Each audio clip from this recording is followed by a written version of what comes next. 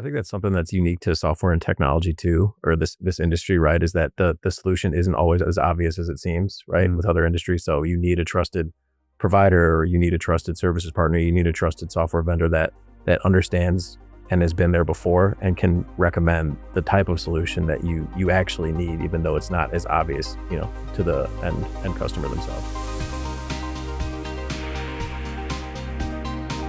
Welcome back to the Lessons for Tomorrow podcast, the motivational poster in your ear. I'm your host, Stephen Legault, Partner Director at AmericanEagle.com. In this episode, we're going to be diving into the maturation and evolution of selling DXP. And to discuss this, I'm joined by Keval Mehta from LifeRay and AJ Gensler from LifeRay. Hey guys, welcome aboard. Hey, thanks for having us. Absolutely. Good to be here. Yeah, I think, for us, LifeRay is a partner on the DXP web application side, and thinking about how we wanted to orient this podcast. We're all on the sales marketing side of the house, and I think how we have conversations with prospective buyers and current customers is continuously changing, and wanted to dive into that. I think when we think about a DXP and what a DXP is today, digital experience platform, the definition is continuously changing. I think a lot of folks assumed that it was just your website application a couple of years ago, and now it's website and commerce and portal experience and AI, and what does that mean for somebody? And so as we think about marketing, selling, having these conversations with potential customers and solutioning the right fit for a lot of these folks, wanted to dive into how some of those things are changing. So excited to have you guys on. I know that we're the momentum between the two companies is really strong, and wanted to hear your perspective on the software side. We're obviously on the services side, on the software side, to figure out what's the right fit. How do we meet these buyers and meet these customers where they are, and find some synergy with how they want their web applications, their digital experiences to be built, and make sure that we're solutioning them for the right side. So,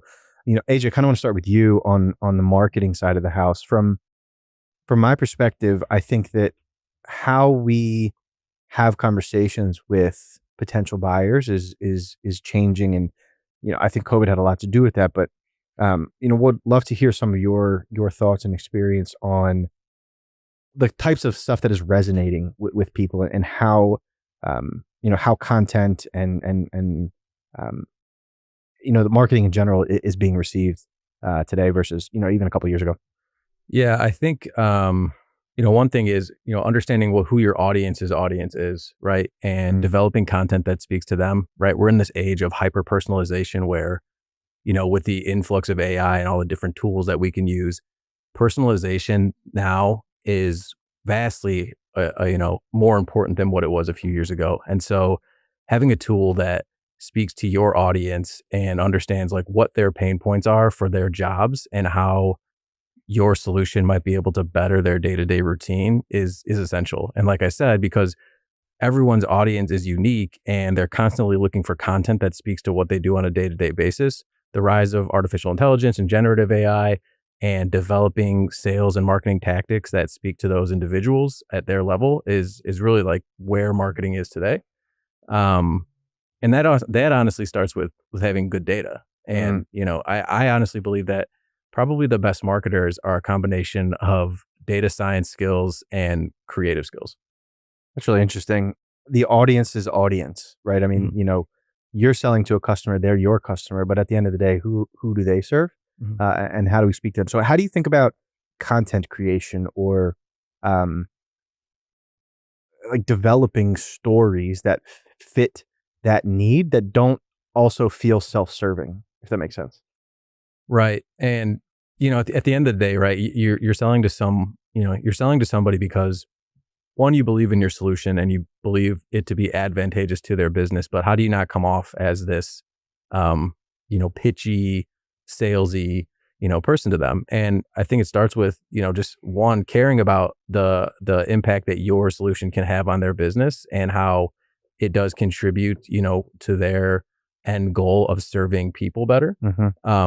So, and I think, if you search within yourself, it's easy to find, right, that you do care ultimately about what these people are doing with their business and how it serves their customers. And so relating to them at their customer level is the way I think going about creating content can help, drive meaningful content for them to, them to kind of engage with. Do you think that's story driven, narrative driven? Is it testimonial? I think, you know, all those things matter for different people, but Yeah. everything, yeah.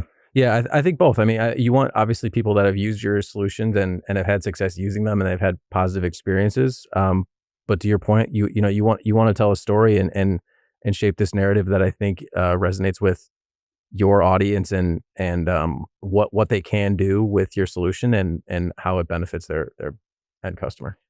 Kevel, on the sales side, sort of taking their initial interest, are there things that you guys are trying to clue into when we have these conversations with folks that, sort of tie into how they came to you originally, but also try and understand like what does success look like for everybody involved, right? It's if they downloaded a white paper around good outcomes for bank portal, right?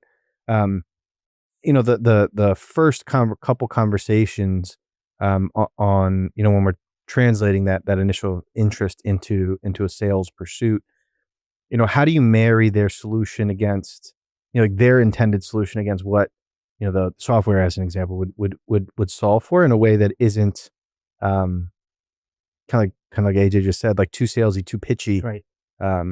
fitting their need. Yeah. So that's a great point. I think there are a couple of things that we do in terms of discussing problems that our customers or prospects might have. First is research of what is the customer doing and what's their business model.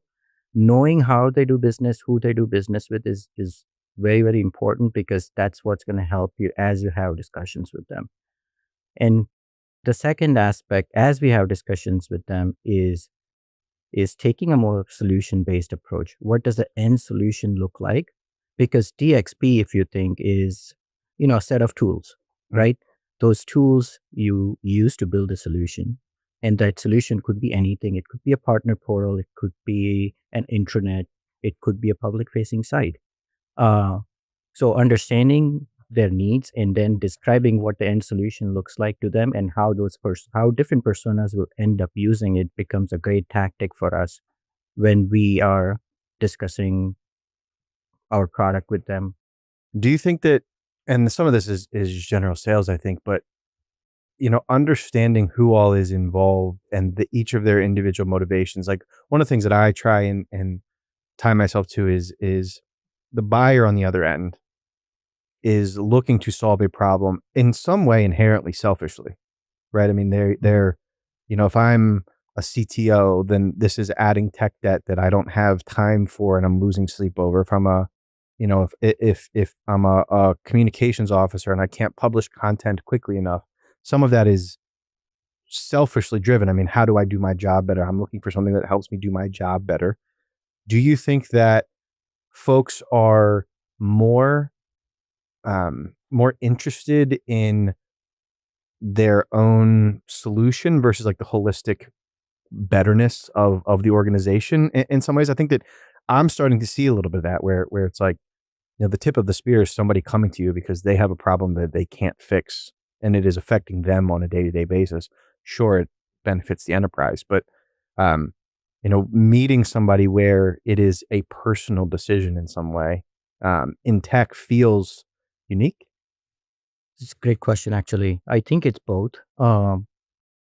Definitely the bigger initiative is the issue as a company we're facing or trying to solve. The personal motivation does come into play, and it comes into play in several different ways. It could be, hey, if I take up this initiative, it could be a promotion for me, or it's going to be a project for my team that's going to be busy for a while.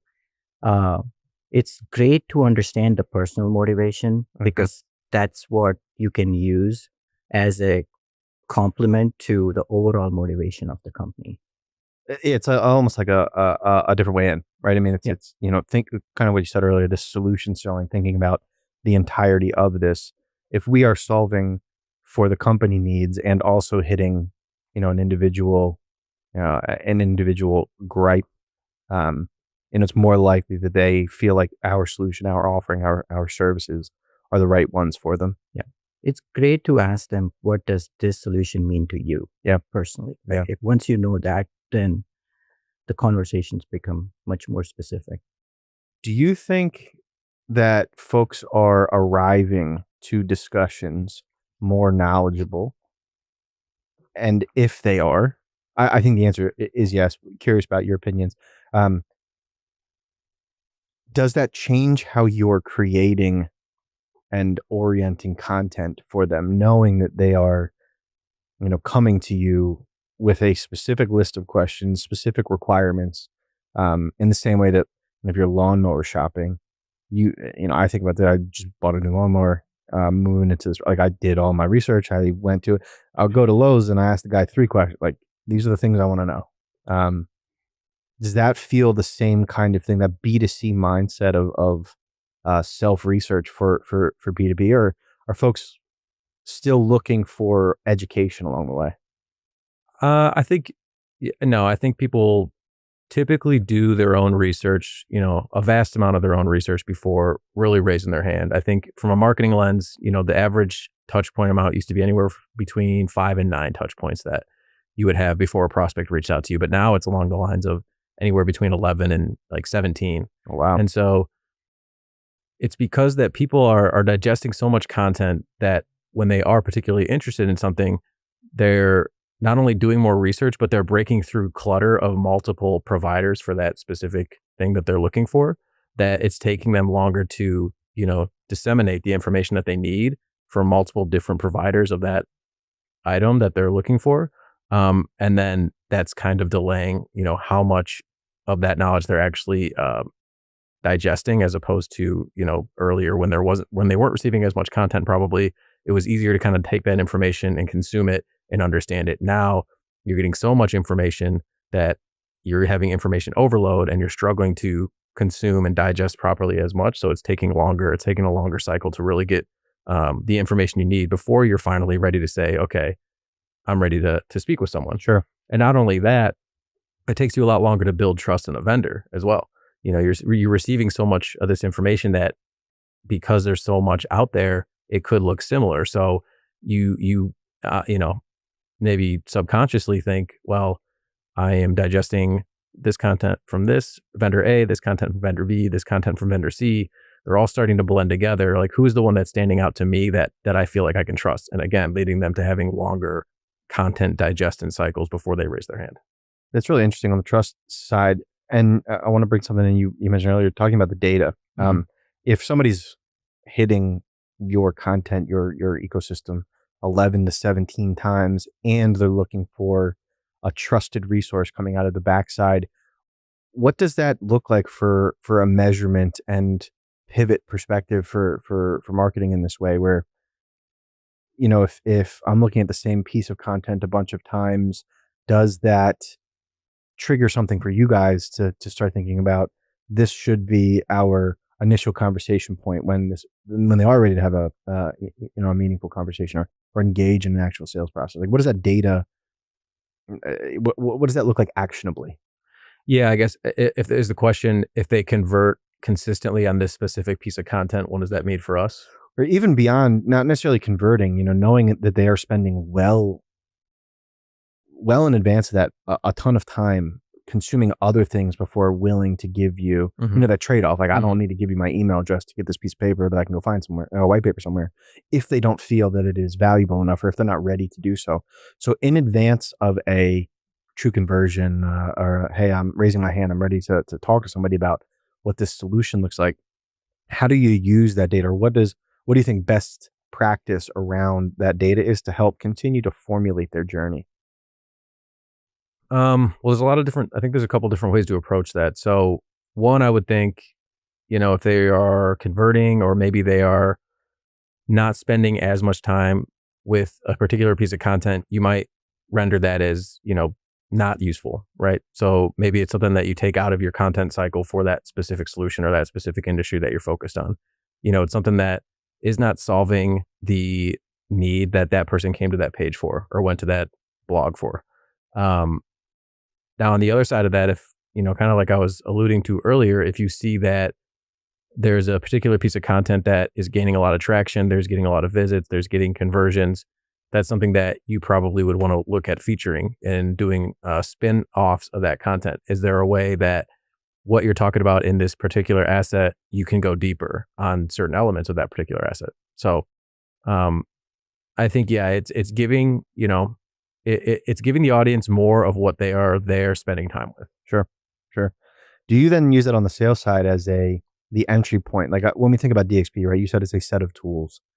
Somebody is rarely looking for a full rip and replace of everything in that they're doing. Like if they're a commerce application, a portal solution, a front end, rarely in one fell swoop is that getting ripped out. Maybe there's a path towards it, right? Hey, we have a 3-year plan. We're looking for a solution that can hit all of these.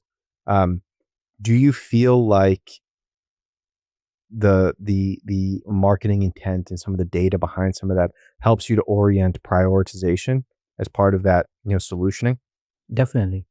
I think, you know, overall, the marketing intent is something sales team also looks at. Like as customers are interacting with the site, the information they are downloading, and that helps us kind of, I would say, limit the discussions that we are going to have with the prospect to specific aspects of the DXP because it's so broad. Sure. So just making sure that you're hitting the right points may be, something about, you know, for example, like an intranet. And then as soon as you know that they are hitting the intranet points, you can talk about, corporate communications is one thing where information flows from top down. You can talk about collaboration where information goes horizontal. And then, of course, customer surveys and things like that, where you bubble up the information to the top, right? So there are all these things that sales takes advantage of once we understand the intent behind them coming to us as a vendor. Where do you guys see friction points in this? Like we're talking about best case and things going smoothly. Where are those friction points where maybe not an incomplete view of their need or their solution or um, sort of a too early conversation or too late conversation with some of these buyers, knowing that it seems to be that they're moving towards this mold of I will reach out to you when I feel it is the right time. But we obviously interact with customers all the time, and I think have a little bit more of a understanding of when the right time is to be able to deliver the solution that we feel is the right one, right? Sometimes that is we need to get involved early and build this narrative for you, understand in the weeds. Sometimes it's I need a point solution. Let me figure this out. Do you feel like there are friction points along the way that um, should be addressed or at least identified as part of sort of the sales and marketing operations, in an organization when we're selling something like this? Hopefully that makes sense.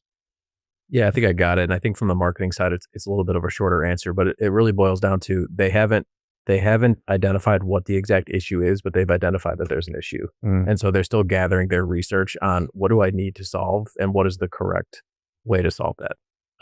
And so, from a marketing standpoint, it's really as simple as that. Like they are just still doing their research, but they haven't identified like what the exact solution is they need that will solve the issue that they're having. I like that. Yeah. From the sales side, I think just to follow up on what AJ is saying, there's an issue and you're doing your research. Now, when we have a discussion with the customer, it's more about what are the needs or what are the things we can resolve for you from a perspective of the solution um, to be able to make a difference. Um, the other friction point I can think of course, is them not knowing exactly what is it that they want. Like Sure. they know the problem, but uh, they don't know what is the end goal for that. What are the requirements? And then the final thing I would say is, DXP is a broad market, like I've been saying. Sometimes customers just look for an off-the-shelf product, and which is an easier discussion to have, but you have to dig deep to kind of help them identify. Sure. Yeah, I think from the services side of the house, I think when we're trying to orient how we would deliver a solution, some of how we think about things, it's working backwards. Success looks like X at the end of the day. What are the points, the KPIs that drive what that success looks like, whether that's tangible or intangible. What are the tool sets that are required in order to do so? And do we have that within the arsenal to be able to? I like what you said, where friction points are around when people don't have a full understanding themselves around what that looks like, because expectations are then unable to be met, whether they're known or unknown, right? Hey, I know I have this problem. I don't know what this problem is in total, but I need this solved. And if your reading or interpretation of that based on their, behavior, user behavior, things they've converted, how you're having these conversations don't align with the expectations that they have not yet set with you, but are not being met, it's an easy way to kind of lose, if you will, sort of that prospect. So I like thinking about some of that. Well, I think what I would like to add is the best prospects we connect with are the ones that have worked with a service provider like you guys to identify what does success look like, what are the issues we are facing, what are the needs, what does an end solution look like, and what are the vendors out there. Like maybe it's off the shelf, sure, so be Mhm. it, or maybe it's a DXP, but there is clarity in what am I looking for. So when we have prospects approaching us with that kind of scenario, we love it because we kind of know where we're going with that. Yeah, of course. I mean, for us to echo that, it is the best when we are entering a partnership from the first conversation and not after Yeah. paperwork has been signed. We are moving in the same direction. And I think that how we think about solution selling, you said it earlier, you're like, we are successful when our customers are successful Mhm. in what they're looking to do. I came to the site to purchase this thing. I purchased and things went great. That is a win for us. Um, so identifying customers that have or working with and helping to coach customers to come into that conversation with a fuller understanding of what they're looking for. As I think ultimately the goal, because it makes it smoother for everybody all across the board and makes you feel good when you buy. Right. I think for us, purchasing even in a B2B space is still personal. Like it is, how do I feel? How do I, what does that trust look like for somebody? I think that's something that's unique to software and technology too, or this industry, right? Is that the solution isn't always as obvious as it seems, right? Mm. With other industries. So you need a trusted provider, or you need a trusted services partner, you need a trusted software vendor that understands and has been there before and can recommend the type of solution that you actually need, even though it's not as obvious, to the end customer themselves. Those are really satisfying end outcomes, right? When Mhm. when together, sort of as a customer, a service provider, and a software vendor, walking into an engagement that may not have been the original scope, but is what is like what is needed out of this application, and then having it so that everything is being hit. Those are the fun ones. Those are the ones that really get they become advocates for you. You feel good about that. Yeah, again, we were talking about buyers at a personal level, but on our side of the house, it feels good when there's a when you've done well, there's success together, that the customer is happy and can feel like you're sleeping well at night.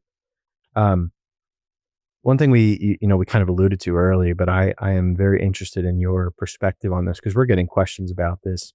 Um, and honestly, even it's like not necessarily pressure, but the market is sort of saying there needs to be agencies that are focused on AI agencies.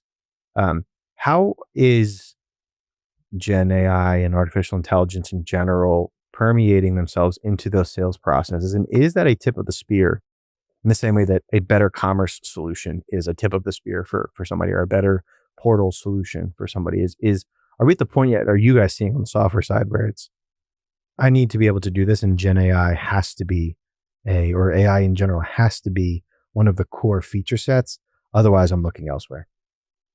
For the buyers, I don't think we're there yet. There are still basic use cases of AI. The biggest problem with AI right now is is still, IP, Sure. and hallucinations are still a problem. And it basically, customers just don't know how to use it just yet. So when they come to us specifically, they're like, okay, what AI features do you have? And not really knowing what is it that they want, right? So we could mouth a few different ones. Like most of the DXP vendors would essentially have something where you can create basic content, you can summarize a file, you can do translations and stuff, product recommendations. Like those are the standard ones. The more fine grained ones would be a personalized journey depending on what you click, like very, very specific to use single user. Um, but overall, where we feel companies would find value is setting up their own LLM where DXP can hit the APIs and get the information. Like, something that's very specific. Like, if you think about an insurance company that's presenting quotes to a customer, um, creating specific content or summarizing files won't help. But if you did have an LLM that kind of says, here are the parameters for the customer that's hitting the site, you know, uh, 18 years old, driving a very nice car, blah, blah, blah. The LLM can spit out the information. And it's very specific, again, to the insurance industry. And if, even very specific, if you go to a Lemonade versus an Allstate, right?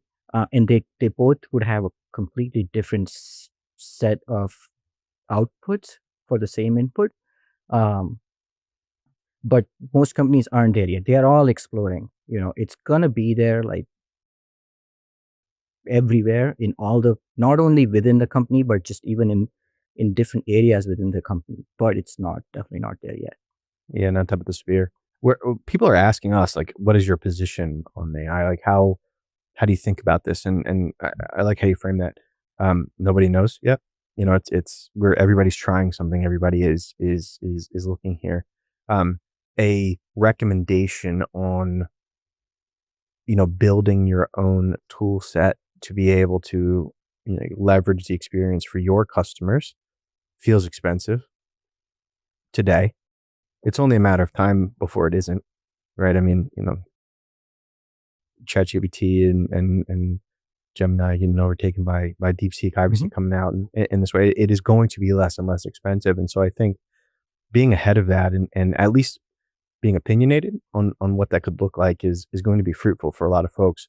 Um, is that something you guys are thinking about and considering in content creation and positioning of the tool yet, or just we are able to hit the box for a bunch of these individual, like you said, the standard use cases, and here's how we can help you grow, but it isn't front of mind yet.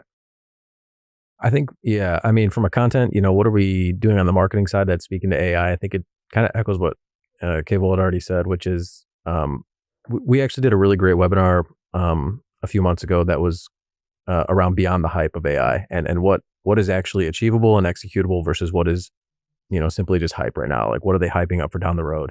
And it was a great webinar because it spoke to, one, what LifeRay can do and does recommend doing with artificial intelligence and how it integrates with our platform. But it also calls out what is potentially coming down the road, but it's not there yet. So it's a very practical, realistic view of artificial intelligence and what can and can't be done with it. Um, and I think from a content perspective, I think that's where we're at because that to me adds value in a realistic way to people that are doing research on AI and want to implement that in their own solutions or in their own platforms, their own tech stacks. I think it gives them something meaningful that they can see that works now and is ready now, as opposed to something that might be ready, X years from now. It's definitely in some ways a check the box. Do you have AI? Right, that question Definitely. gets asked, and Yeah.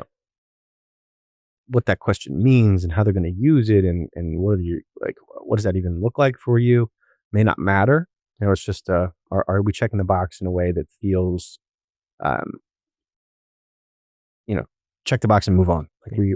we are finding a fit there. Yeah. I think a follow-up question does need to be asked. Like, most of the times the customers or buyers come to us and say, do you have AI? Like, what are you looking for it from a solution perspective? And then how can it be solved? Again, it doesn't need to be within your DXP. It needs to sit outside, and you need to prepare the data. Like within our company at LifeRate, we do use AI quite a bit, but it's on the ticketing side. When customer opens a ticket, we have this wealth of information over 12, 15 years of issues that customers run into. How can we use that to solve customers' problem quicker, right? So it sends the information to the LLM, spits out, here are the 3 top answers I would recommend you look into. And then the support engineers basically take it from there. So those are the kinds of things customers or buyers should be asking themselves as to what is it that would help us, and then approach the vendors would make it much, much easier conversation. Getting the outcomes that they're looking for, right? Rather than, well, here's what we do, Right. but what does that look like for you? Right. Yeah, I think using your own content and the things that you have about your customers is the only way that it's going to be Correct. meaningful, to you, whatever that looks like. If Yeah. you're a bank and you want folks, if you're a content site, a news site, what about these folks do you know, or what about your customers can you use to better serve them? And coming to the table with some of those things, I think, is a sign of maturation and kind of what we're all talking about here. And it will only continue to be more relevant, more front of mind, and it's only a matter of time before the robots take over anyway. So Exactly. before we part here, any last thoughts or tidbits on sort of how you see the evolution of B2B buying and B2B selling? I think technology as a whole is going to be ever evolving, and artificial intelligence is, the key example of that, and that it's going to ramp up, even quicker now. And in terms of, buying and selling, and from a marketing lens, like how will you adapt? I think one of the ideas is that you become a full stack marketer, right? Where you understand the tools that are being leveraged in selling. How are you reaching these audiences? How are you hyper personalizing your messaging that reaches the right person at the right time, offers the information on the solution that they need. And I think artificial intelligence is obviously going to be a big proponent of that. But continuing to equip yourself with the right tools is gonna make or break, your career. I like it. I think I would say the same. Hyper personalization, guiding customers through a specific journey that you want to guide them through, and AI is going to be very, very prominent in the next coming years. It's only a matter of time. It will be everything. And how do you? I think moving beyond just what do you have that is AI to how do you use my output? Right, here's what I've built. How do I leverage that? Really appreciate the time, gentlemen. Been a pleasure chatting with you guys. Thanks for listening to the Lessons for Tomorrow podcast. Find out more about AmericanEagle.com services and today's topic in the description below. Like, comment, subscribe, and share this episode with others. I'm your host, Stephen Legault, and we'll catch you in the next lesson.